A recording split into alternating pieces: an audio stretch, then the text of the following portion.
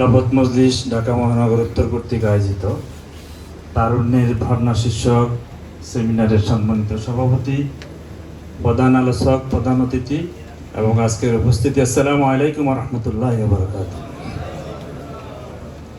আমরা একটি গণ অভ্যুত্থানের মধ্য দিয়ে ফ্যাসিস্ট সরকারের বিদায় দিয়ে একটি স্থিতিশীল সরকার প্রতিষ্ঠার প্রচেষ্টায় লিপ্ত আছি।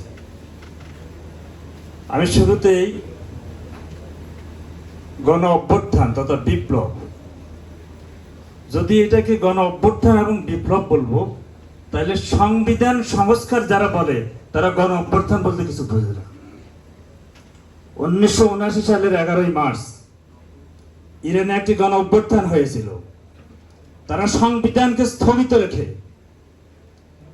অন্তর্বর্তীকালীন সরকারের প্রধান দায়িত্ব হলো নতুন একটি সংবিধান প্রণয়ন করা, যে সংবিধানের মধ্য দিয়ে এদেশের মানুষের অধিকার প্রতিষ্ঠা হবে, একটি কল্যাণ রাষ্ট্র প্রতিষ্ঠা হবে। আগের সংবিধান ফ্যাসিস্ট সরকারের সংবিধান, সেই সংবিধানকে সংস্কার করে কোনো অবস্থাতেই কল্যাণ রাষ্ট্র হতে পারে না, আরেকটি ফ্যাসিস্ট প্রতিষ্ঠা হবে। আমি আজকের প্রধান আলোচকের দৃষ্টি আকর্ষণ করব, যেহেতু তিনি সমাজের গুরুত্বপূর্ণ ব্যক্তিদের সাথে সম্পৃক্ত, আবার আমাদের প্রধান উপদেষ্টার সাথে সম্পর্ক রাখেন। আমাদের আজকের এই সমাবেশ থেকে, এই সেমিনার থেকে একটি দাবি যে নতুন সংবিধান প্রণয়নের মধ্য দিয়ে বাংলাদেশকে এই ফ্যাসিস্ট সরকার থেকে পুনরায় আরেকবার আসার থেকে রক্ষা করতে হলে একটি নতুন সংবিধান প্রণয়ন করতে হবে। দ্বিতীয় আরেকটি কথা আমি বলতে চাচ্ছি,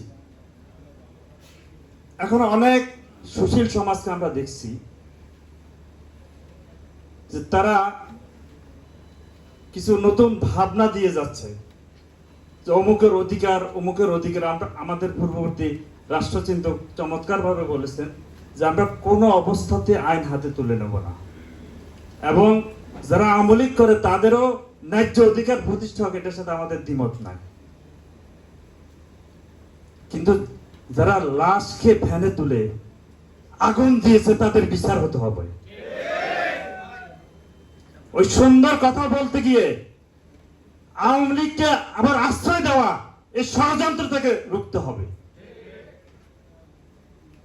আমাদের তরুণ রাষ্ট্রচিন্তক সারোয়ারের সাথে আমি একটু দ্বিমত করে একটা কথা বলতে চাচ্ছি। ওনার বক্তব্যের মধ্যে দ্বিমত আছে, যে কথাটা যে তিনি বলছেন যে আমরা বেশিরভাগ জনগণ ঐক্যমত থাকব এবং ফ্যাসিস্টকে রোখার জন্য আমাদের বোঝাপড়া লাগবে নিজেদের মধ্যে।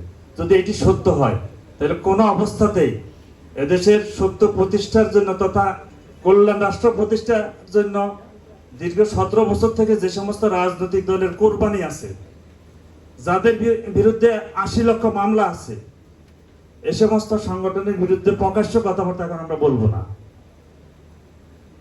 জুলাই আগস্টের কোরবানিকে অবশ্যই স্বীকার করতে হবে এবং এটি বিপ্লবের মূল নিয়ামক।